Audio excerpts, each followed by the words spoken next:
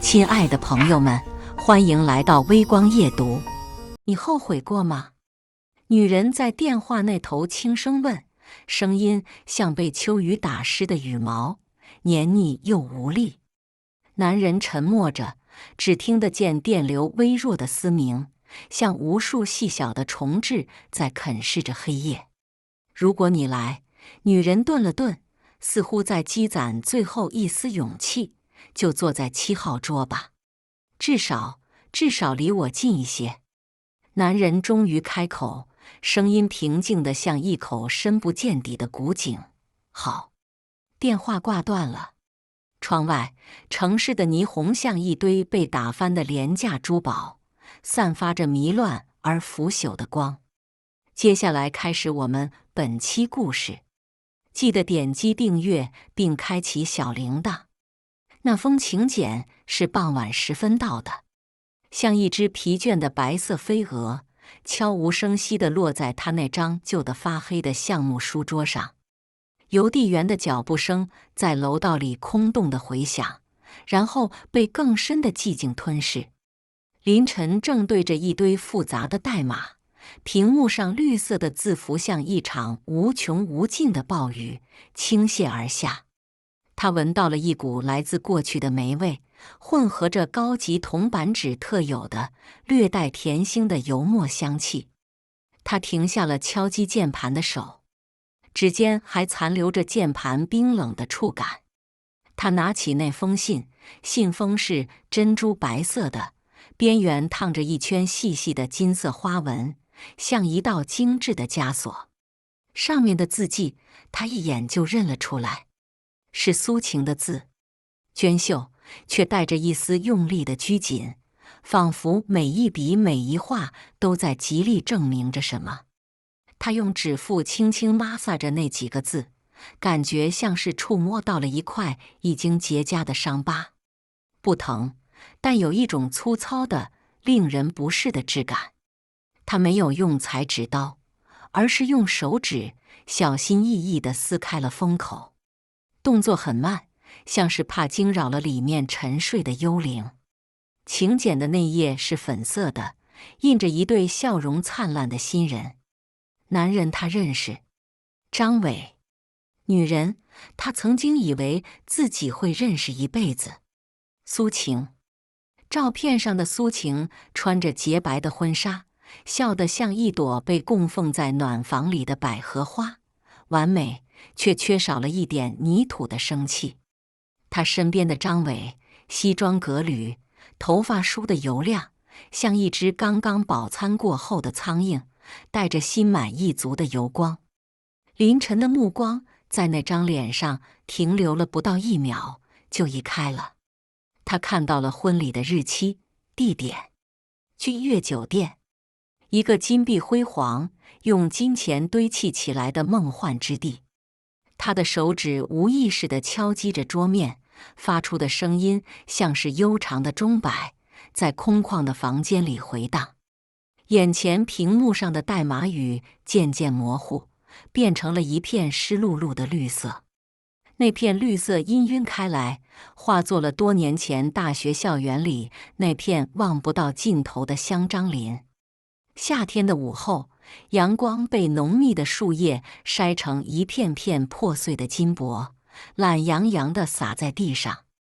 他和苏晴并排走在林荫道上，分享着一副白色的耳机，耳机里放着一首不知名的民谣，女歌手的声音沙哑而温柔，像是在诉说一个遥远的故事。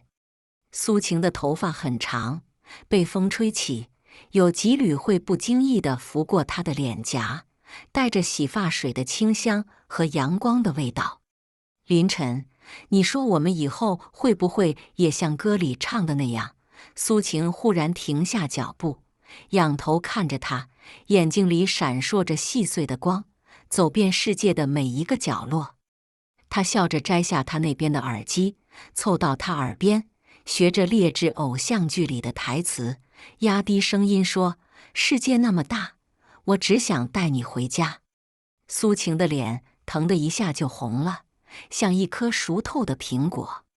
他轻轻捶了他一下，嗔怪道：“油嘴滑舌！”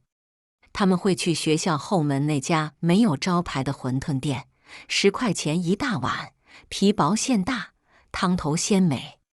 老板是个爱唠叨的胖大婶，每次看到他们都会笑呵呵地说：“哟，小情侣又来了。”苏晴总是会羞涩地低下头，用勺子把碗里唯一的那个荷包蛋小心翼翼地挪到他的碗里。“你多吃点。”他说，“你太瘦了。”林晨看着他，觉得那碗热气腾腾的馄饨比全世界任何的山珍海味都要美味。他曾对他说：“等我毕业，我会努力工作，给你一个家。”他说这话的时候，眼神坚定得像一颗被磨砺过的黑曜石。苏晴用力地点头，眼眶里有晶莹的东西在打转。那时候的爱情像夏天里的一根冰棍，廉价，却能带来最直接、最纯粹的清凉和甜蜜。只是冰棍总有融化的时候。滴，电脑发出一声轻响，将林晨从回忆的沼泽里拽了出来。屏幕上跳出一个提示框：数据处理完成。他看了一眼桌上的请柬，照片上的苏晴依旧在笑着，只是那笑容隔着一层铜板纸的冰冷光泽，显得遥远而不真实。去吗？他问自己。那个曾经占据了他整个青春的女孩，就要嫁给别人了。他应该去吗？去挑衅？去抢婚？像那些无聊的电视剧里演的一样。他自嘲地笑了笑，那不是他的风格。他只是想去看看，看一眼那个他爱过的女孩，最后一次以朋友的身份，然后为自己的青春画上一个潦草但完整的句号。他拿起请柬，将它放在了显示器旁边，像一个等待执行的命令。然后他转过身，继续面对着那片绿色的代码语，仿佛什么都没有发生过。只是房间里的空气似乎变得比刚才更加粘稠，更加沉重了。婚礼那天，天气阴沉得厉害，天空像一块脏兮兮的灰色抹布，凝不出半滴雨水，却把整个城市都闷在一个巨大的蒸笼里。林晨开着一辆灰色的国产电车，悄无声息地滑入了君悦酒店金碧辉煌的地下车库。车库里停满了各种闪闪发亮的豪车，像一群正在沉睡的金属巨兽。他的车停在其中，像一只混入天鹅群里的丑小鸭，显得格格不入。他穿了一身深灰色的休闲西装，料子是顶级的羊毛混纺，剪裁合体，但没有任何显眼的商标。整个人看起来干净利落，却又普通的像一杯温水，不会引起任何人的注意。这正是他想要的效果。他手里提着一个包装朴素的礼品袋，里面是他准备的红包，数额是3600块，不多不少，一个普通朋友该有的礼数。红包下面是一本书，书的封面是他亲手用代码生成的艺术图像，像一片深邃的星空。书里是他打印并装订的诗集，全是苏晴大学时最喜欢读的那些诗。扉页上，他只写了一句话：祝你在新的世界里找到属于你的星辰。他走进电梯，镜面般的墙壁映出他平静的脸。电梯飞速上升，数字在飞快地跳动，像在倒数着什么。婚宴大厅设在酒店的顶层，气派非凡。巨大的水晶吊灯像一片凝固的瀑布，从天花板上倾泻而下，散发着炫目的光芒。地上铺着厚厚的、能吞噬掉所有声音的暗红色地毯，空气中弥漫着香水、食物和金钱混合在一起的一种令人微醺的奢靡气息。牵到台前，一个穿着紫红色旗袍，脖子上戴着一串硕大珍珠项链的中年女人，正满面红光地招呼着宾客。那是张伟的母亲。林晨在张伟的朋友圈照片里见过她，她像一只开屏的孔雀，骄傲地展示着自己华丽的羽毛。林晨安静地排在队尾，轮到他时，他递上了红包。张母接过红包，用手指捏了捏厚度，脸上的笑容淡了3分。您好，我是苏晴的大学同学林晨。他轻声说。哦，小晴的同学啊。张母的目光像探照灯一样，在他身上上下扫了一遍。当他的视线落在他手上那个朴素的礼品袋上时，嘴角不易察觉地撇了一下。他甚至没有伸手去接那个袋子，礼物放那边桌上就行。他随意地指了指旁边一张堆满礼品的长桌，然后他拿起一支笔，在宾客名单上扫了一眼，最后在一个角落里画了个圈。你就坐7号桌吧。他的语气带着一种不容置喙的施舍感。林晨顺着他的指示看过去，7号桌被安排在宴会厅最偏僻的角落，紧挨着上菜的通道口，几乎被一根巨大的罗马柱完全挡住。那里坐着几个看起来同样有些拘谨和落寞的人，大概都是和他们一样，属于关系疏远的那一类。在林晨转身准备离开时，张母的声音又从背后飘了过来：“小伙子，是苏晴的同学啊。”他的声音不大，却像一根细细的针，精准地刺了过来。看你这样，工作应该挺辛苦的吧？林晨停下脚步，回头看了他一眼。张母的脸上挂着一种虚伪的、慈祥的笑容，但眼神里的鄙夷像污水一样，几乎要溢出来。林晨没有生气，他只是微微点了点头，说：“还好。”然后他便头也不回地走向了那个被遗忘的角落。他将那本精心制作的诗集轻轻地放在了那堆包装华丽的礼物中间。它就像一颗安静的石子，沉入了喧嚣的海洋，没有激起半点浪花。他走到7号桌，拉开椅子坐下。同桌的人看了他一眼，又很快移开了目光，继续埋头玩着自己的手机。桌子上空荡荡的，只摆着几盘廉价的瓜子和花生。空气中弥漫着一种尴尬的沉默。林晨看着远处那个金碧辉煌的主舞台，看着人来人往、觥筹交错的盛景，感觉自己像一个买错了票的观众，闯入了一场不属于他的戏剧。他知道这场屈辱的盛宴才刚刚开始。婚宴仪式冗长而浮夸，司仪用一种打了鸡血般的亢奋语调，讲述着新郎新娘命中注定的爱情故事。故事里，张伟被塑造成一个年轻有为、深情款款的商业精英，苏晴则是一个温柔贤淑、被王子拯救的灰姑娘。林晨安静地坐在角落里，像一个局外人，冷眼旁观着这场精心编排的演出。他偶尔会端起酒杯，喝一小口廉价的红酒，那酒又酸又涩，像他此刻的心情。终于到了新人敬酒的环节，张伟搂着苏晴，满面春风地从主桌走了下来。他像一个巡视自己领地的国王，享受着宾客们众星捧月般的恭维和祝福。苏晴穿着一身红色的敬酒服，脸上画着精致的妆，但那妆容却像一张面具，掩盖了她所有的真实情绪。她的笑容有些僵硬，眼神里带着一丝不易察觉的闪躲。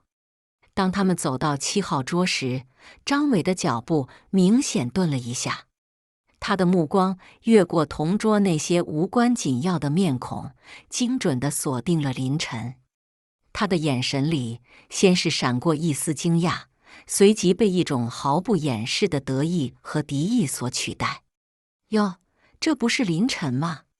张伟故意提高了嗓门，仿佛要让整个宴会厅的人都听见。你能来，我可真是太高兴了。高兴2个字，他咬得特别重，像是在咀嚼什么美味的食物。同桌的人都抬起头，好奇的目光在林晨、张伟和苏晴之间来回扫视，空气瞬间变得紧张起来。苏晴的脸色白了一下，她下意识地想往后退，却被张伟用胳膊更紧地搂住了腰，动弹不得。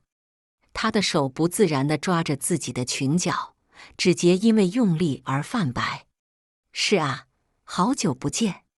林晨站了起来，脸上带着淡淡的微笑，看不出喜怒。你看，我跟小晴现在多幸福。张伟说着，故意举起了自己戴着名表的手，在林晨面前晃了晃。那块金光闪闪的手表，像是在炫耀着战利品。男人嘛，还是得有事业和能力，才能给女人幸福，对吧？他说话的时候，眼睛一直死死地盯着林晨，像一只斗胜了的公鸡，迫不及待地要展示自己漂亮的羽毛和尖利的喙。这句话像一根毒刺，扎进了林晨的脑海里。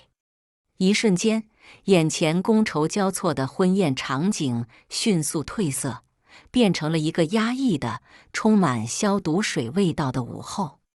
那是他们分手的那个下午，在苏晴家的客厅里，苏晴的母亲坐在她对面，双手环胸，脸上是毫不掩饰的轻蔑和不耐。林晨，我们家小晴等不起了。她的声音尖锐而刻薄，像一把生了锈的剪刀，一下下地剪断着她最后的希望。你看看你现在，毕业都快2年了，还是个小职员，1个月挣那点钱够干什么的？房子、车子，你哪个都给不了。爱情能当饭吃吗？能当房子住吗？张伟虽然人是浮夸了点，但他爸是局长，他自己在远景集团当经理，年薪几10万。他能给小晴安稳的生活，你能吗？一句句，一声声，像密集的冰雹，狠狠地砸在他的尊严上。他全程没有说话，只是看着坐在一旁沙发上的苏晴。苏晴一直在哭，肩膀一抽一抽的，泪水把妆都哭花了。但他从头到尾都没有听到他说一句反驳的话。他的沉默就是最残忍的默许。回忆的碎片像玻璃碴一样锋利。林晨感觉到心脏被轻轻刺了一下，但那痛感转瞬即逝，快得像一个错觉。他从那段令人窒息的回忆中抽身而出，重新回到了这个喧嚣的婚宴现场。他看着眼前洋洋得意的张伟，看着他身边那个眼神躲闪、面色苍白的女人，他忽然觉得有些可笑。他举起自己手中的酒杯，杯中的红酒在灯光下像一滩凝固的血。他对着他们微微一笑：“祝你们幸福。”他的声音很平静，就像在说一句今天天气不错一样，没有不甘，没有愤怒，甚至没有一丝波澜。这种平静反而让张伟感到一阵莫名的烦躁和不安。他预想中的画面不是这样的，他以为会看到林晨的嫉妒、失落，甚至是恼羞成怒，但他什么都没看到。林晨就像一个深不可测的湖泊，他扔下去的石子连一圈涟漪都没有激起。这种感觉让他觉得自己像一个在卖力表演却无人喝彩的小丑。张伟的脸沉了下来，他重重地哼了一声，搂着苏晴，转身走向了下一桌。苏晴在转身的瞬间，回头看了林晨一眼，那一眼里包含了太多的东西，有愧疚，有无奈，有哀求，还有一丝连他自己都说不清的深深的失落。林晨没有回应他的目光，他只是坐下来，将杯中那又酸又涩的红酒一饮而尽。他知道这场戏还远没有到落幕的时候。张伟的下马威像一个明确的信号。很快，他那些狐朋狗友和势力的亲戚们便心领神会地开始了他们的表演。一个喝得满脸通红、挺着啤酒肚的男人摇摇晃晃地走了过来。他是张伟的表哥，据说自己开了个小公司，最喜欢在人前显摆。他端着酒杯，假装路过，脚下却一个趔趄，哎呦一声，大半杯红酒不偏不倚地全洒在了凌晨的西装上。深灰色的西装上立刻晕开了一大片暗红色的酒渍，像一块丑陋的胎记。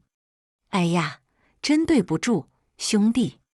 表哥夸张地叫道，一边用手里的餐巾纸胡乱地在林晨身上擦着，一边大声嚷嚷：“你看我这，喝多了，喝多了。不过还好，你这身衣服应该不贵吧？不值钱，不值钱。回头我赔你一件新的。”他的话引来了一阵哄笑，周围几桌的人都朝这边看了过来，眼神里充满了看好戏的戏谑。林晨没有动，也没有说话，他只是静静地看着那个男人拙劣的表演，眼神冷得像冰。那男人被他看得有些发毛，讪讪地笑了笑，嘟囔了一句真是不好意思，便转身溜走了。接下来是新人 VCR 的播放环节，巨大的屏幕上开始播放一段制作精良的视频。视频的内容无非是张伟如何一掷千金为红颜。他送给苏晴的100万豪车在镜头前闪闪发光，他为苏晴买下的江景豪宅装修得像皇宫一样。最后是一个巨大的特写，一颗鸽子蛋大小的钻戒被缓缓地戴在了苏晴的手指上，钻石的光芒刺得人眼睛生疼。视频的配乐激昂而煽情，仿佛在歌颂着一个伟大的爱情神话。视频播放完毕，全场响起了一阵热烈的掌声。就在这时，张伟的一个朋友，一个看起来很精明的年轻人，忽然从座位上站了起来，举着话筒大声问道：“哇，张伟真是太帅了，太让人羡慕了。”他顿了顿，故意把目光转向了7号桌的方向，准确地说是转向了林晨。“哎，那边那位兄弟，我刚才听说是新娘的大学同学是吧？”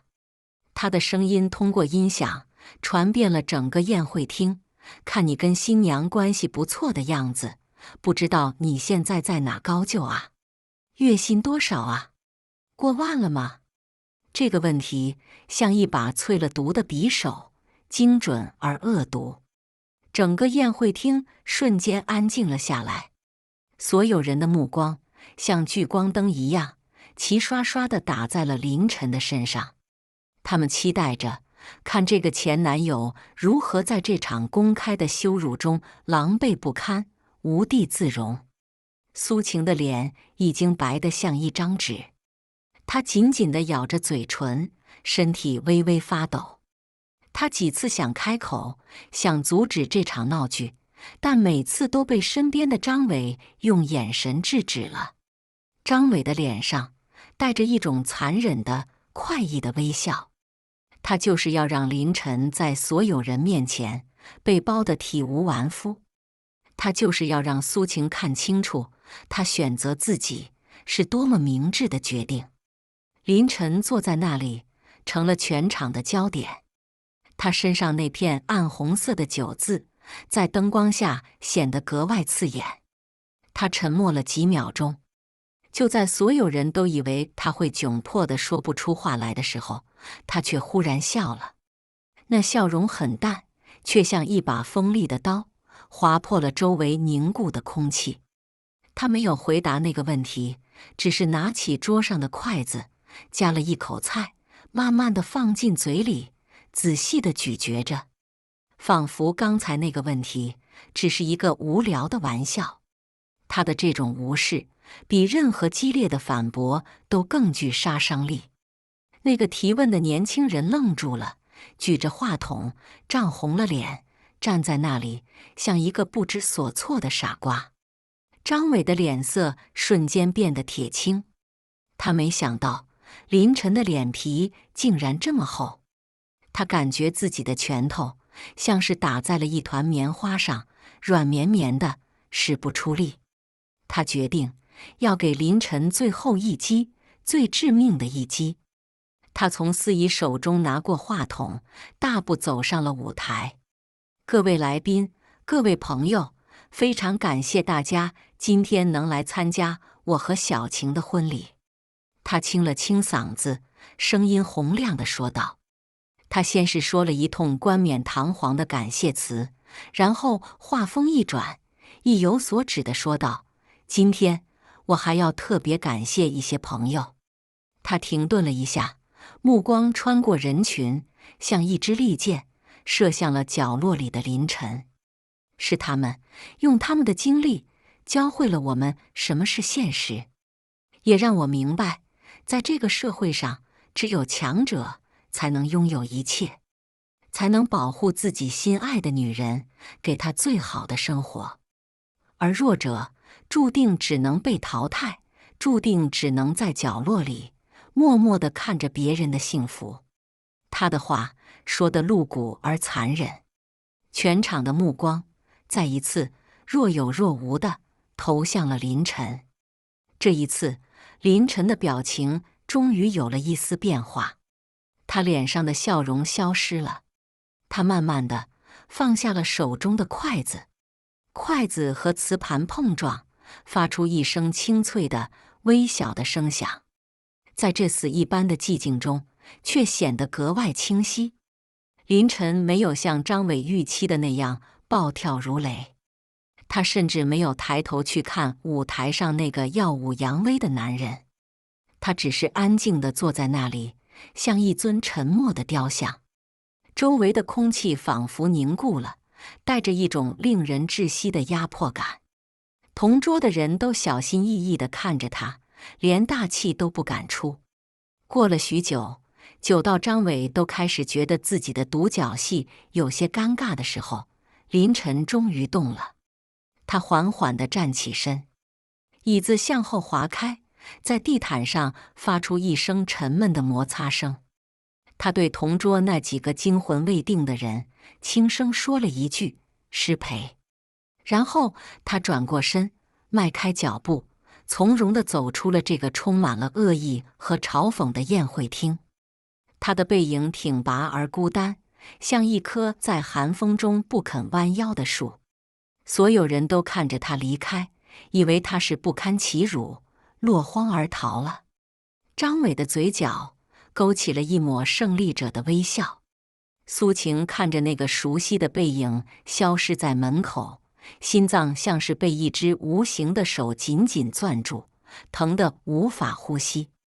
林晨并没有走远，他只是走到了宴会厅外那条僻静的走廊。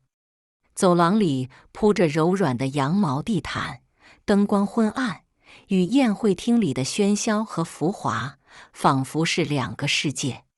空气中飘着一股淡淡的百合花香，冷冽而清幽。他走到一扇巨大的落地窗前，看着窗外灰蒙蒙的天空和鳞次栉比的摩天大楼。城市的轮廓在阴霾中显得模糊而压抑。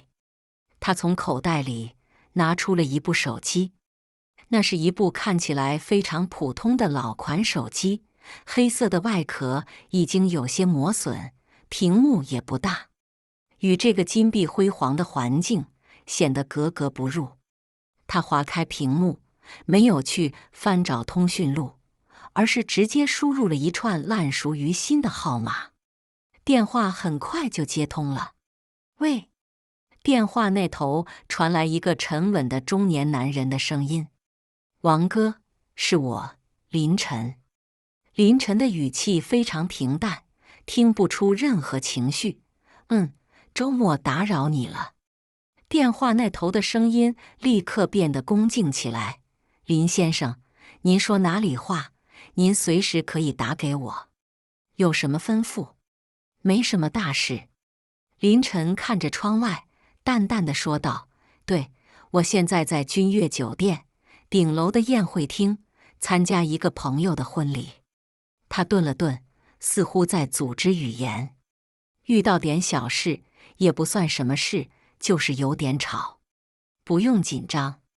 他似乎是感觉到了对方的紧张，补充了一句：“你如果方便，就过来一趟吧，帮我跟这里的主人打个招呼就行。”他的话说得轻描淡写，含糊不清。这里的主人指的是谁？打个招呼又是什么意思？听起来就像是叫一个朋友过来撑撑场面那么简单。电话那头的王哥显然愣了一下，似乎在迅速消化这几句信息量巨大又模糊不清的话。几秒钟后，他用一种斩钉截铁的语气回答道：“林先生，您放心，我马上到，最多20分钟。”“好。”林晨挂断了电话。他没有立刻回去，而是在走廊里又站了一会儿。他掏出一根烟，却没有点燃，只是夹在指尖，静静地看着他。烟草的味道让他纷乱的思绪有了一丝片刻的安宁。他想起很多年前，他和苏晴还在一起的时候，有一次他们吵架，他也是这样一个人在外面抽闷烟。苏晴找到了他，从背后抱住他，哭着说：“你不要抽烟了好不好？对身体不好。”他当时就把烟掐了。从那以后，他很少再抽烟。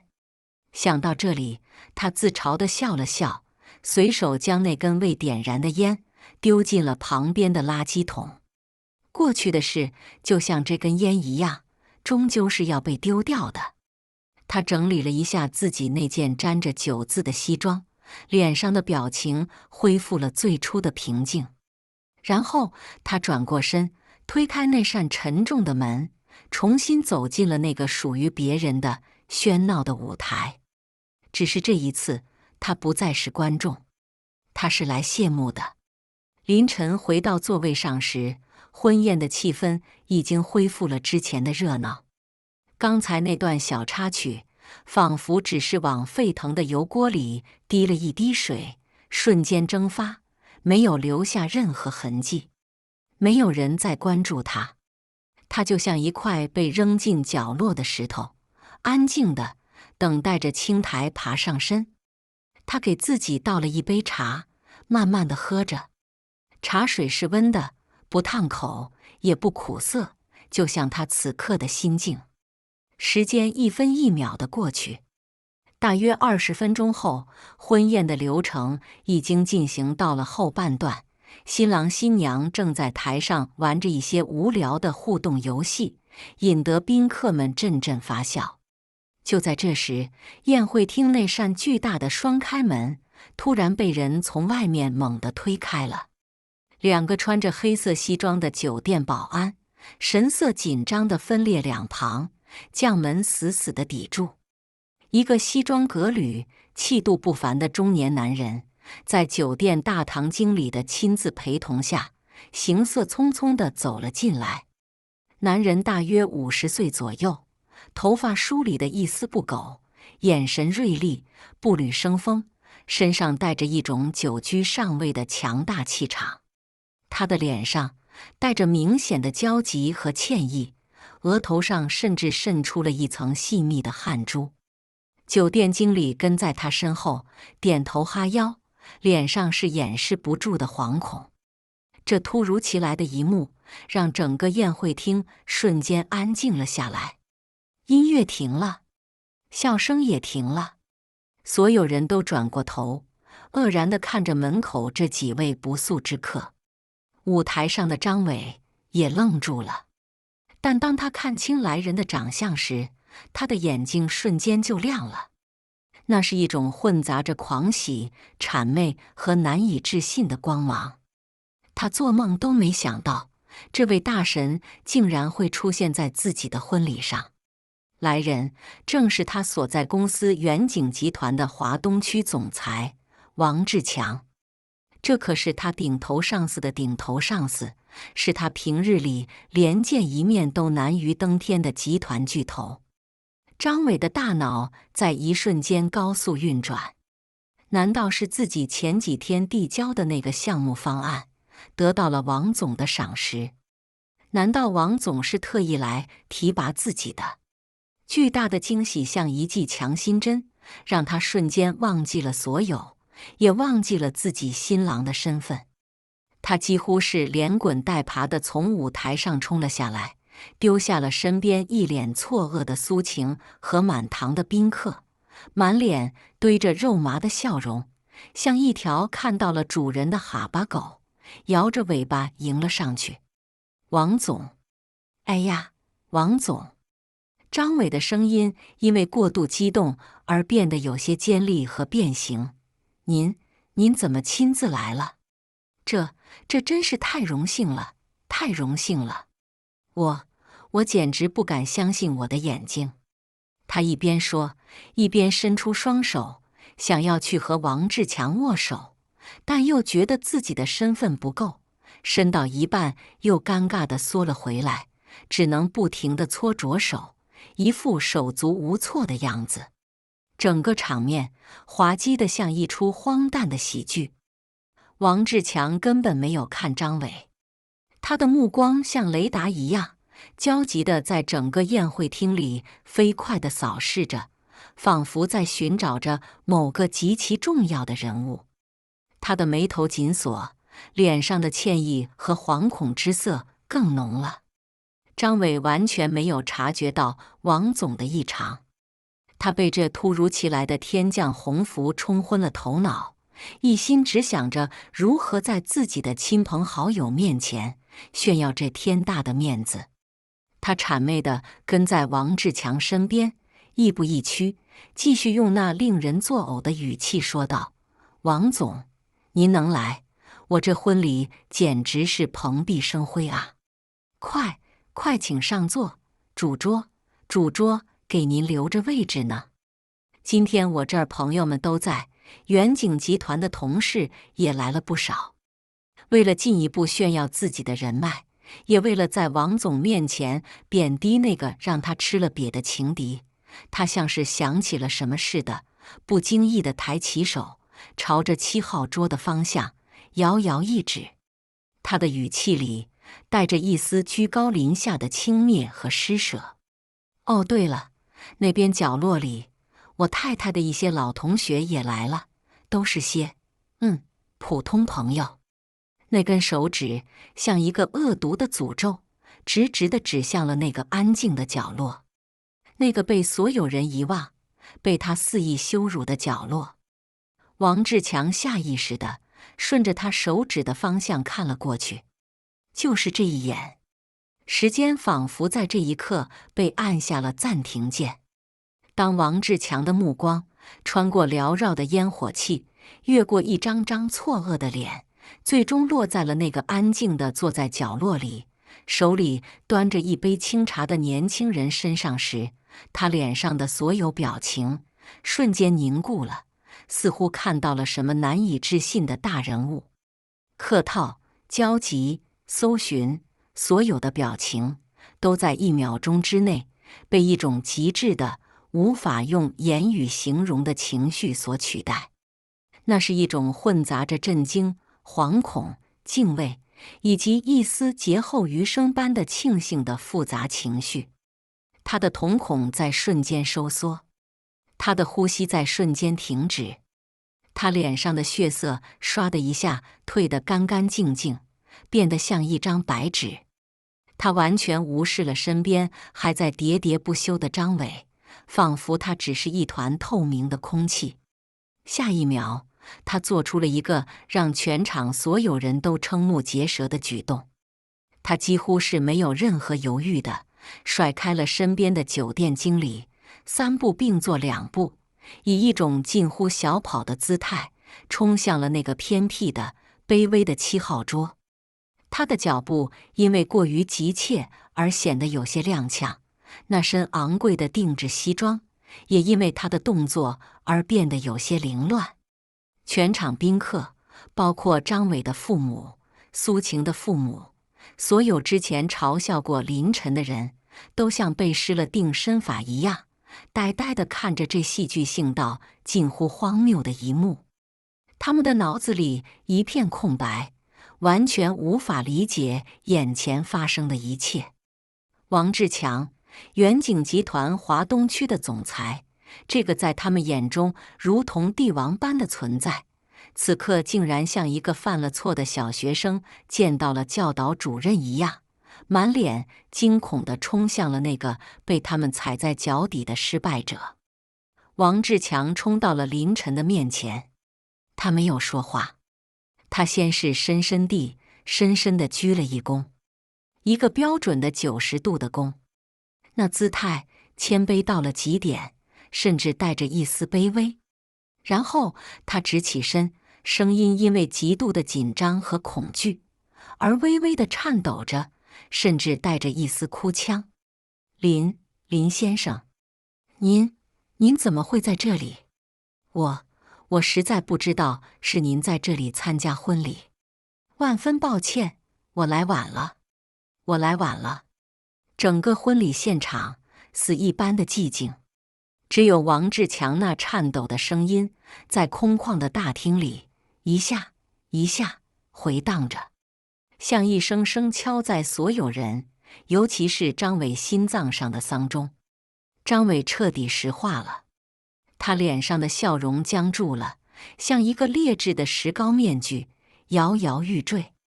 他的大脑一片空白，像一台烧坏了的电脑，无法处理眼前这匪夷所思的信息。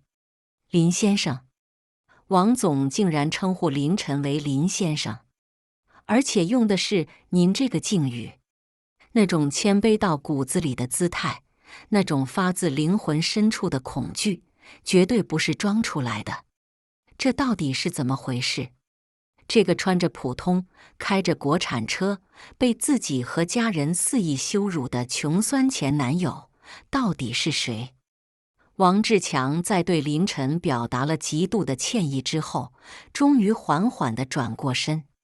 当他看到身后不远处那个已经呆若木鸡的张伟时，他脸上那残存的一丝敬畏，瞬间被滔天的怒火所取代。他的脸色铁青，眼神像要喷出火来。他指着张伟，嘴唇哆嗦着，似乎在极力压制着自己的愤怒，但那声音依旧像一头被激怒的狮子，低沉而充满了毁灭性的力量。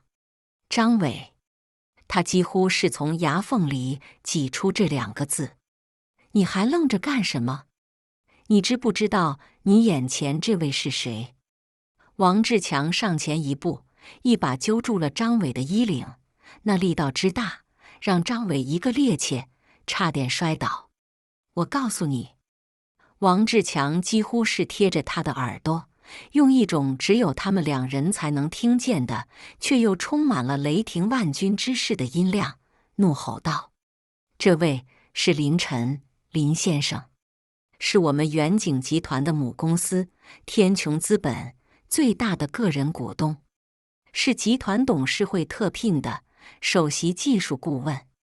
你现在负责的，你引以为傲的那个智慧城市项目，就是林先生3年前亲手画出构架图，亲自拍板启动的。你知不知道你今天冲撞了谁？你知不知道你把谁给得罪了？天穹资本最大个人股东，首席技术顾问，项目创始人。”每一个词都像一道9天玄雷，狠狠地劈在了张伟的天灵盖上，劈得他魂飞魄散，神志不清。天穹资本。那是国内乃至亚洲最顶级的风险投资和科技孵化巨头，一个跺跺脚就能让整个行业抖三抖的庞然大物。而远景集团只是天穹资本旗下一个不起眼的投资项目而已。他张伟引以为傲的经理职位，他家那点所谓的背景，在天穹资本这个巨无霸面前，渺小的就像一粒尘埃。而林晨，这个他一直视为失败者、穷光蛋，并肆意羞辱的男人，竟然是这个庞然大物背后那个最神秘、最核心的掌控者之一。这是一个他连仰望资格都没有的神一样的存在。巨大的、无边无际的恐惧，像冰冷的潮水，瞬间淹没了他。那恐惧击溃了他所有的理智，击碎了他所有用虚荣和自大堆砌起来的脆弱尊严。他脸上的血色在一瞬间退得干干净净，嘴唇哆嗦着，一个字也说不出来。他看着眼前这个从始至终都一脸平静的男人，他终于明白，那不是懦弱，不是麻木，而是来自绝对实力碾压下的一种近乎神明的漠然。就像一头大象，根本不会在意脚下一只蚂蚁的挑衅。张伟的双腿再也支撑不住他那已经空洞的躯壳，他双腿一软，扑通一声闷响，当着全场数百名宾客的面，当着他的父母、他的亲友、他的新婚妻子的面，张伟直挺挺地跪在了林晨的面前。那声响像一记重锤，砸碎了这场婚礼所有的浮华和虚假。他跪在地上，身体抖得像秋风中的落叶。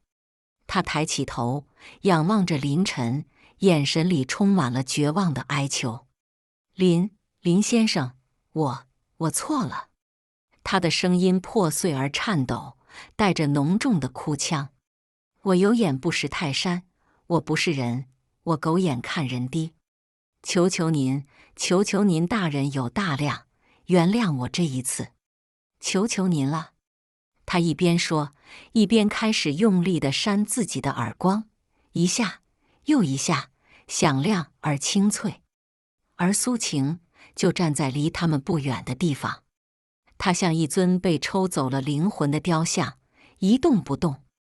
泪水像断了线的珠子，从她那张精致的脸上无声地滑落。她看着跪在地上丑态百出的丈夫，又看着那个被众人仰望却依旧平静如初的前男友。整个世界在她眼前轰然倒塌，整个婚礼现场死一般的寂静，只有张伟的哀求声和耳光声在空旷的大厅里显得那么的刺耳，又那么的荒唐。林晨没有去看跪在地上已经状若疯癫的张伟，他也没有伸出手去扶那个卑微到尘埃里的男人。他的目光自始至终都没有在他身上停留超过1秒，仿佛那个人只是一块碍眼的污渍。他只是平静地站了起来，他身上的西装还残留着那片暗红色的9字，像一枚讽刺的勋章。他转向一脸惶恐、额头冷汗直流的王志强，他的语气依旧平淡，却带着一种不容置喙的威严。王总，今天是我朋友的婚礼，不是什么商务场合，你的出现已经很打扰了。王志强听到这话，身体一震，连忙点头哈腰：是，林先生教训的是。我这就走。林晨没有再理会他，他的目光终于越过人群，落在了那个摇摇欲坠的女人身上，落在了苏晴的身上。四目相对，隔着几米的距离，却仿佛隔着一个无法逾越的银河。林晨在他的眼睛里看到了震惊、悔恨、痛苦，还有一丝乞求。他在无声地祈求他不要这么残忍，不要在他的婚礼上将他所选择的一切都撕得粉碎。林晨的眼神里没有报复的快感，没有胜利的喜悦，只有一丝淡淡的、近乎怜悯的释然。他终于对着他轻声地说出了那句话，那句他从一开始就准备好要说的话：“苏晴，祝你幸福。”这句曾经无比真诚的祝福，在这一刻却像世界上最恶毒的诅咒，最响亮的耳光，狠狠地扇在了苏晴的脸上，扇在了她那可悲的豪门梦上。说完这句话，林晨便转过身，他没有再看任何人，没有看跪在地上的张伟，没有看痛哭流涕的苏晴，也没有看那些曾经嘲讽过他，此刻却噤若寒蝉的宾客。他在所有人的注视下迈开脚步，安静的、从容的走出了这个已经变成一地废墟的婚宴大厅。他的强大不在于能让一个不可一世的男人当众下跪，而在于他从始至终都未曾将这些人真正的放进眼里。他要的从来都不是复仇，他只是来和自己的过去做一个体面的告别。如今告别结束了，他也该走了。他的背影消失在门外昏暗的光线里，就像他来时一样，安静且悄无声息。林晨离开后，那根绷紧的弦并没有松开。王志强狠狠地瞪了一眼还跪在地上的张伟，那眼神像是在看一个死人。他不敢多做停留，也顾不上再说什么场面话，立刻追着林晨的脚步，匆匆忙忙地离开了。他必须去解释，去道歉，去挽回这天大的过失。他一走，整个婚宴现场瞬间炸开了锅。压抑了许久的议论声像潮水一样汹涌而来。天哪，原来那个年轻人才是真正的大佬。张伟一家人真是瞎了眼了，居然得罪了这种人物。这下完蛋了，张伟的工作肯定保不住了。何止是工作，他们家都得跟着倒霉。苏晴真是，捡了芝麻丢了西瓜啊！各种各样的窃窃私语充满了幸灾乐祸和鄙夷。那些刚才还围着张伟家人阿谀奉承的宾客，此刻都像躲避瘟疫一样，远远地避开了他们。张伟的母亲，那个之前还像开屏孔雀一样骄傲的女人，此刻脸白如纸，嘴唇哆嗦着，一句话也说不出来。她看着跪在地上已经形同废人的儿子，两眼一翻，直接晕了过去。张伟的父亲也瘫坐在椅子上，面如死灰，仿佛瞬间老了20岁。苏晴的父母更是失魂落魄，他们费尽心机逼着女儿嫁入的豪门，在顷刻之间就变成了一个天大的笑话。他们看着满堂的狼藉，看着宾客们鄙夷的眼神，只觉得脸上火辣辣的，恨不得找个地缝钻进去。而苏晴，她还站在原地，她没有哭，也没有动，她只是呆呆地看着跪在地上的张伟，看着他那副卑微丑陋的嘴脸。她忽然想起很多年前林晨在他家面对他母亲的羞辱时，也是这样的沉默。但林晨的沉默是挺直了脊梁的沉默，而张伟的下跪是敲断了脊梁的下跪。他一直以为自己选择的是一个能为他遮风挡雨的强者，是一个能给他物质安全感的港湾。直到此刻，他才终于明白，他放弃的是一片深邃而广阔的星辰大海，而他得到的只是一个华丽而空洞的、一戳就破的肥皂泡。那颗戴在他手上曾经让他无比骄傲的巨大钻戒，此刻却像一个沉重的手铐，勒得他生疼。这场他梦寐以求的盛大婚礼，最终变成了一场公开处刑的闹剧。桌上的饭菜已经凉透了，那些精致的装饰在惨白的灯光下显得那么的廉价和可笑。这场破碎的豪门梦终究是醒了，只是醒来的代价太过惨痛。婚礼后的几天像一场漫长的噩梦。正如所有人预料的那样，张伟被远景集团以言行不当、严重损害公司及重要合作伙伴声誉为由，直接开除了，没有赔偿，没有缓冲，一纸通告就将他从云端打入了地狱。他将那点所谓的局长背景，在天穹资本这尊巨佛面前，连一丝风浪都掀不起来，反而因为怕被牵连，迅速和他划清了界限。失去了工作的张伟，像一只被抽掉了骨头的赖皮狗，整日待在家里，酗酒、发脾气、摔东西。他和苏晴的婚姻从一开始就名存实亡，他们不再有任何交流，只剩下无休止的争吵和互相指责。张伟会骂他：“都是你！如果不是你那个该死的前男友，我怎么会变成这样？你是不是早就知道他的身份，故意看我出丑？”苏晴会哭着反驳：“是你自己狗眼看人低，是你自己把事情做绝了，是你毁了你自己，也毁了我。”曾经的甜言蜜语都变成了最恶毒的诅咒。在又一次激烈的争吵后，苏晴一个人跑了出来。